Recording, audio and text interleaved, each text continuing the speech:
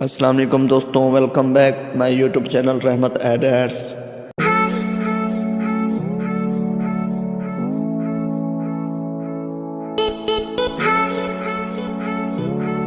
दोस्तों, आज मैं आपको इस वीडियो में डीपी एडिट करके दिखाऊंगा कि किस तरह से अपनी डीपी को एडिट करें। तो इस तरीके से आपने स्टेप बाय स्टेप करना है, ठीक है।